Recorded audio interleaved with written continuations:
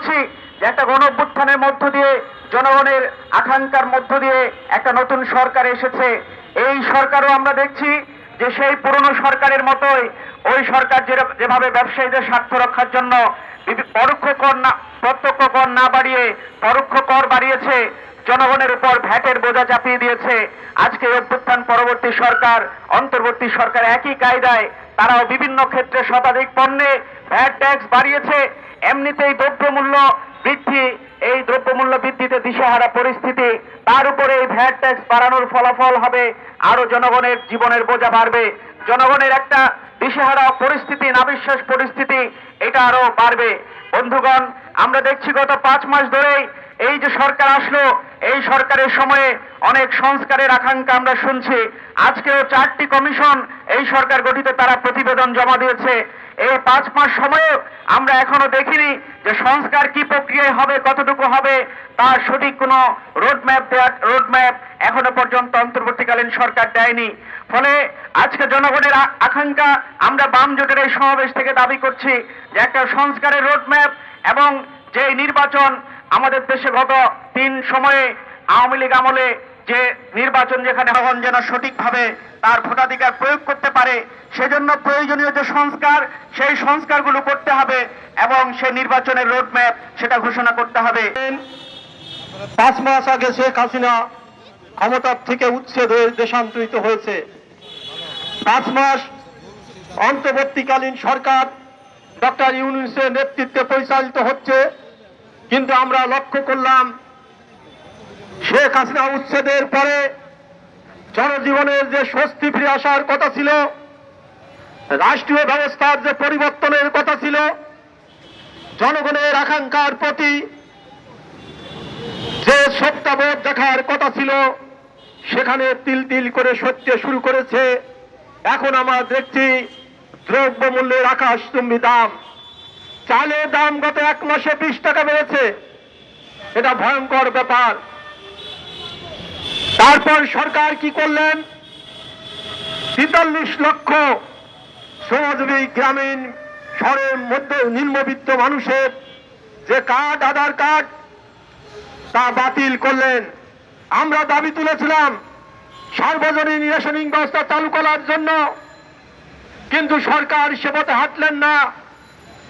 এই যে 43 লক্ষ লোকের কার্ড বিতরণ করা হলো, বাতিল করা হলো, আমরা বলছি এই 43 লক্ষ কার্ডের মধ্যে যদি কোনো ভুল থেকে থাকে, আওয়ামী সরকার যদি কোনো দুর্নীতি করে থাকে, তাদের দলীয় কোনো ব্যক্তিকে দিয়ে থাকে, তাহলে সেগুলো পরিবর্তন করে যারা প্রকৃত সুবিধাভোগী হবে সেই সমস্ত গরিব মানুষদেরকে কার্ড বন্টন করতে হবে। কিন্তু সেটা না করে গভর্নমেন্ট উপর্যুপরি যে ট্রাক সেল ছিল স্বল্প মূল্যে, সেই ট্রাক সেল বন্ধ করে দিলেন। জনগণের জীবন জীবিকার কথা চিন্তা করলেন না, তিনি ট্যাক্স বাড়িয়ে দিলেন। ট্যাক্স বাড়িয়ে পাবেন 12,000 কোটি টাকা। আর যে হামলা সরকারি কর্মকর্তা কর্মচারী যাদেরকে সাথে নিয়ে শেখ হাসিনা লুটপাট করেছে, ভোট ডাকাতি করেছে, গুম খুন করেছে, জনগণের জীবন জীবিকাকে অনিশ্চিতের মুখে ঠেলে দিয়েছে, টাকা পাচার করেছে, সেই সব আমলা কর্মকর্তা কর্মচারীদেরকে জন্য খরচ করবেন মহার্ঘ ভাতার নামে 7,000 কোটি টাকা। আমরা বলতে চাই এটা হাসিনার আমল আর তার পরবর্তী আমলের মধ্যে কোনো পার্থক্য নাই। এই পার্থক্য রেখা টানতে হবে। আমরা বলতে চাই এটা যদি করতে না পারি আমরা, তাহলে জবাবদিহি জনগণের সামনে করতে হবে।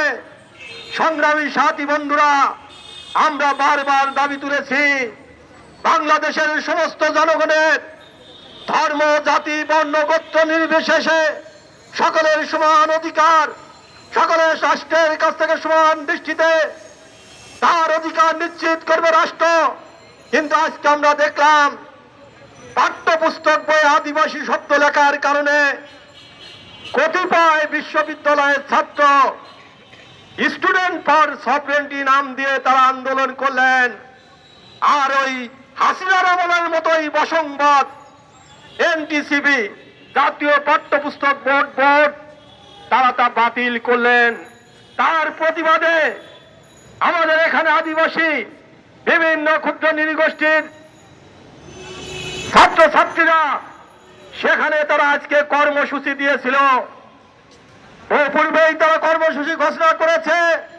আর গতকাল এই সাম্প্রদায়িক উগ্র জাতীয়তাবাদী শক্তি কালকে তারা সন্ধ্যায় ঘোষণা দিয়ে আজকে সেখানে যে ওই ছাত্রছাত্রীদেরকে পিটিয়েছে, ১৭ জনকে তারা হাসপাতালে পাঠিয়ে পিটিয়েছে। আমরা সরকারের কাছে জবাব চাই।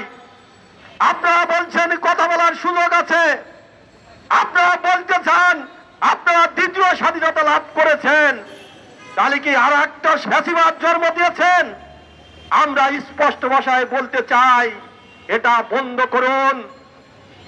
কথা বলতে দিন, তাদের দাবির প্রতি লক্ষ্য করুন। তাদেরকে মাইনরিটি হিসাবে, তাদেরকে ক্ষুদ্র জাতিসত্তা হিসেবে, সংখ্যালঘু হিসেবে ট্রিটমেন্ট করে তাদের অধিকার থেকে বঞ্চিত করার অধিকার আমাদের নেই, এই রাষ্ট্রে নেই। আমরা অন্তর্বর্তী সরকারকে বলতে চাই, অবিলম্বে আপনি এদিকে লক্ষ্য রাখবেন।